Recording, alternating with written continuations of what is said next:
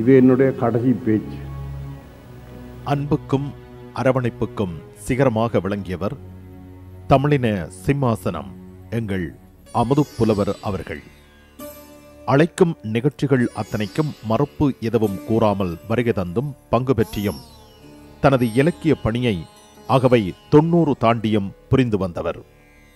இயலாது என்று சொல்லத் தெரியாத ஓர் இலக்கிய ஜாம்பவான்.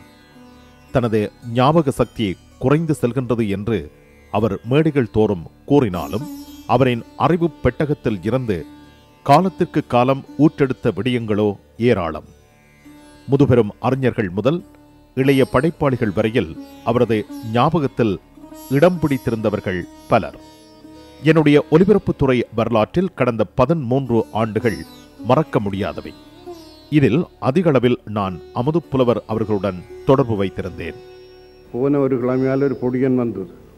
பொடியன் வந்து சொல்லிச்சது, பெத்தாச்சு செத்து போனான். எனக்கு பெரிய அனுதாபமாக போச்சு. ஒரு மாதத்தால் அவன் தான் என்ன நின்றுட்டான். 2 கிடம் பெத்தாச்சு செத்து போச்சு. அந்த வகுப்பில் படிக்கிற ஒரு பொடியன் வந்து, சார் இது உங்களுக்கு முந்திதான் சொன்னவன். முந்தி நான் இருக்கையில் பிரின்சிபலாக வேறு ஒரு ஆள் இருந்தார். இதைத்தான் சொல்கிறவன். என்ன சட்டிக்கான கோபமாக போச்சு. நெய்கிறான்னு கேட்டேன். அது பொடியன் பெந்து வந்த பொடியனே சாட்சி சொன்னான். பெத்தாச்சு சாகுமா போல கிடப்பா. பெந்து எல்லாரும் 4-5 பேர் கூடிட்டு அழுவினோம். கொஞ்சம் நேரத்தால் தேத்தண்ணி கேட்பா. தேத்தண்ணி கொடுக்கணும். அதுக்கு பிறகு தெளிவு வரைக்கணும். பிறகு சோறு குழஞ்சத்தின திம்பாள். அந்த மாதிரி தான் இந்த கடை பேச்சும் வந்து கொண்டு போச்சு. அவருடைய பெயரை பாருங்கள், அதுவும் சிந்தனையைத்தான் தூண்டுகிறது. இளவாலை அமுது. அமுது தேவர்கள் உண்ணுகின்ற உணவு என்று சிலர் சொல்கிறார்கள். உண்மை அதுவல்ல. முது வயது போக வைக்காதது, எப்போதும் வாலிபனாக வைத்திருக்க உதவுவது. தேவர்கள் அப்படி இருப்பதற்கு அதுதானோ என்னவோ காரணம். அந்த அமுதுவிலே திருத்தி கொள்ளாமல் இள வாலை, இள என்றாலுமே வயது போகாதது என்பதுதான் பொருள். வாலை என்றாலும் வயது போகாதது என்பதுதான் பொருள். இள வாலை அமுது. ஒரு கவிஞன் ஒருவன் தான் வயது போகாமல் முதுமை பெறாமல் இருக்க முடியும் என்பதற்கு ஏற்றாற்போல அவருடைய பெயர் அமைந்திருக்கிறது. செவாலியர் தமிழ்கங்கை அமுதுப்புலவர் அவர்கள் தமிழ்ப்பா மரபின் ஒரு குறியீடாக விளங்கியவர். குருகுல வாழ்வில் முகிழ்த்து விரிந்து தமிழ்கவி மாலைகள் கட்டி முதிர்ந்த பெருமைக்குரியவர் அமுது ஐயா அவர்கள். மூத்து பருத்து நின்ற ஒரு விருட்சத்தின் நிழலில் அதனது நெஞ்சோடு இணைந்து நின்ற அந்த அனுபவம் அலாதியானது.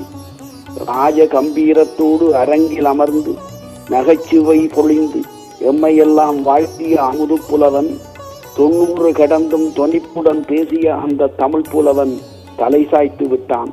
அன்றே சத்தியம் சாகாது என்ற என் கவிமாலை தொகுப்பில் அமுது ஐயா அவர்களின் வாழ்வினை பதித்து என் பணி செய்துள்ளேன்.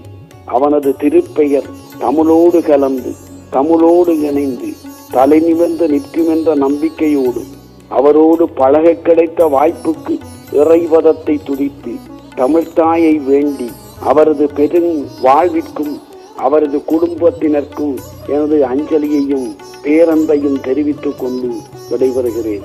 தமிழுக்கும் அமுதென்று பெயர், அமுதுக்கு தமிழென்று பெயர். இளவாலை அமுது அமுதல்ல, தமிழ். அற்புதமான கற்பனைகள், அற்புதமான சொல்லாட்சிகள், ஆற்றொழுக்கு போன்ற நடை, சந்தங்கள், தமிழ் மரபு குறையாத கவிதைகள். செந்தமிழ் தீஞ்சுவை அடைக்கலமாக சிந்தையில் முத்தாய் விளைத்தவர் அமுது. அடைக்கல முத்தாய் விளைந்தவர் அமுது. விந்தையாய் கவிதரும் செந்தமிழ் தென்றல் சொந்தமாய் நாம் மகிழ் சொல்லின் செல்வன். சுந்தர செந்தமிழ் சொல்லிலே தேன்கவி தந்து எமை தம்மசம் ஆக்கிடும் அமுதுவின் சிந்தனை பூக்களில் சிலிர்த்திடும் உவமையை தந்ததும் புது புது தென்றலாய் சுகிப்போம். நுண்மான் நுழைபுல நுட்பமும் திறனும் வரலாற்று அறிவின் வளமும் செழிப்பும் ஆழ்ந்து அகன்ற நுண்ணிய அறிவுடன் பகுத்து ஆய்ந்து உரைக்கும் பாங்கும் வியக்கத்தக்கது. அவர் உடன் உறைவது எந்த விஷயத்திலும் ஒரு அவையை ஒரு உற்சாகமூட்டி எப்போதும் ஒரு சிரிப்போடும் நகைச்சுவையோடும் கருத்துக்களை வெளிப்படுத்துகின்ற ஒரு தனித்துவமான தன்மை இவருடைய பேச்சுக்களிலே எப்போதும் இருந்தது. அது அவருடைய தனித்துவம். இந்த விதத்திலே பேசக்கூடியவர்கள் என்று இவரை போல இன்னொருவரை சொல்வதற்கு இடமில்லை என்று கூட சொல்லலாம். அந்த விதமாகத்தான் அவருடைய இறுதி பேச்சு கூட அவருக்கு மூதறிஞர் என்ற ஒரு பட்டத்தை வழங்கி ஒரு வைபவம் நடைபெற்றது. அந்த வைபவத்திலே அவருடைய உரை கூட இதை சாற்றித்தான் இருந்தது. பேசி முடித்துவிட்டு சொன்னார், எனக்கு இந்த மேடையை விட்டு போக என்னுடைய மனம் விரும்பவில்லை என்று சொன்னார். அந்த கூற்றிலே அவருடைய அந்த நீண்ட வாழ்க்கை பயணத்திலே ஒரு வாழ்வின் நிறைவு, ஒரு நிம்மதி வெளிப்பாடாகத்தான் அவருடைய அந்த கூற்று இருந்தது. உண்மையிலே அவர் அந்த நிறைவான வாழ்க்கை அவர் வாழ்ந்தது அதிலே வெளிப்பட்டது. அமுது புலவரின் முன்னைய படைப்புகளின் ஒருங்கிணைந்த தொகுப்பாக 1600 பக்கங்களில் வெளியாகிய இளவாலை தமிழ்கங்கை அமுது ஐயாவின் அற்புத படைப்புகள் என்ற நூலின் வெளியீடும் அமுது புலவருக்கு மூதறிஞர் பட்டமளித்து பாராட்டும் விழாவும் வெகு சிறப்பாக நடந்தேறியிருந்தது. முத்தமிழ் அறிஞர் தாசிசியஸ் அவர்களின் தலைமையில் இலக்கிய விழாக்களின் வழமைக்கு மாறாக மண்டபம் நிறைந்த அரங்கில் வாழும் இலக்கிய பிரமுகர்கள் வாழ்த்து கூற அமுது புலவர் 92 வயதிலும் தளராத உறுதியுடன் அங்கு மேடையில் புன்முறுவலுடன் வீற்றிருந்ததை இனி வாழ்வில் மறக்க முடியாது. சலிப்பையே தராத நகைச்சுவையும் நெகிழ்வும் கிண்டலும் கலந்த அந்த உரை இன்னமும் எமது காதுகளில் ரீங்காரமிடுகின்றன. குறுக்கீடில்லாத அந்த உரையை அவரது இறுதி உரை என்பதை அவரே அன்று மேடையில் கூறிய வேளையில் சிரித்தவர்களும் சிரிப்பை மறந்தார்கள். மேடையில் அவரது நூலை பெற்றுக்கொள்ள சென்ற வேளையில் ஒரு தந்தையின் பரிவுடனும் பாசத்துடனும் என்னை கட்டியணைத்து உச்சி மோந்து நூலை வழங்கியமை என்னை மெய்சிலிருக்க வைத்ததுடன் கண்களில் நீரையும் வரவழைத்தது.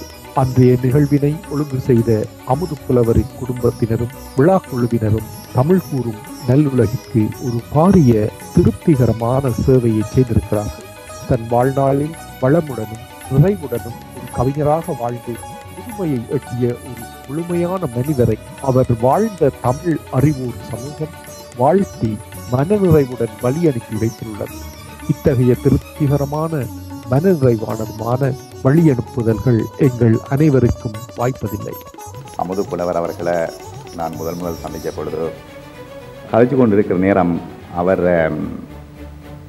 அந்த கவித்துவம், அந்த நல்ல மனம், அவருடைய அனுபவங்கள் எல்லா விஷயமும் எனக்கு தெளிவாக விளங்கிச்சு. அதுக்கு முதல் எனக்கு அமுது புலவர் என்று ஒருத்தர் இருக்கிறாருன்னு தான் தெரியும். ஆனால் எவ்வளவு நல்ல இதயம் கொண்ட ஒரு மனிதர், எல்லாரையும் அன்பாத்தான் அவர் நேசிப்பார், அது வயது வித்தியாசம் இல்லாமல். பாட்டு பல நூறு பயந்த தமிழ் மூதறிஞர் அமுது புலவர் பாடை படுக்கையிலே பாறை விட்டார், சாய்ந்து விட்டார், தூங்கிவிட்டார். ஈழத் தமிழ் தாயின் மூத்த கவிப்புதல்வன் மூதறிஞர் கவிப்படையல் புதிதாக இனி வாரா இனி வாரா இனி வாரா. மதுரகவி அமுதுவின் உயிர்வேர் படையல்கள் நாம் பெற்ற நறுமுதுசம் நறுமுதுசம் நறுமுதுசம். அன்பும் அரணும் பண்பாக பயனாக அன்றும் என்றும் பாவிலே பதித்ததனால் சென்றான் எங்கும் சிறப்பாக நின்றான் தமிழில் அமுதாக அமுதாக அமுதாக. அமுதின் எழுதுகோல் அது பிறர் நேய தமிழ், அமுதின் வாய்மொழி அது அன்பினிமை தமிழ். அமுதின் மொழியில் வசையில்லை செருக்கில்லை, அன்பு நிறை அமுது என்றும் பிறர்க்கு பெருவிருந்தே அருவிருந்தே பொதுவிருந்தே. அமுது தமிழ் விருந்தே விடைப்பா ஓதுகின்றேன், நிறைவோடு தூங்கு நிறைவோடு தூங்கு, ஆராரோ ஆரிவரோ அமுது புலவர் நிறைவோடு தூங்கு. தமிழுக்கு அமுதென்று பெயர், அதுவே அடைக்கல முத்து என்ற தமிழ் பெரியாரும் அமுது என்றே பெயர் பெறலானார். தமிழ் தாகம் தீர்க்க எம்முடைய வாழ்ந்து வந்த ஓர் தமிழ் தடாகம் தனது வாழ்கால வரலாற்றை முடித்துக் கொண்டது. இனிவரும் காலம் எல்லாம் அவர் புகழ் இவ்வுலகில் நிலைத்திருக்கும். தமிழுக்கு தொண்டு செய்தோர் என்றுமே மறக்கப்பட மாட்டார்கள். எனவே அமுது புலவர் அவர்கள் நாமம் என்றும் எம்முடன் வாழ்ந்து கொண்டே இருக்கும்.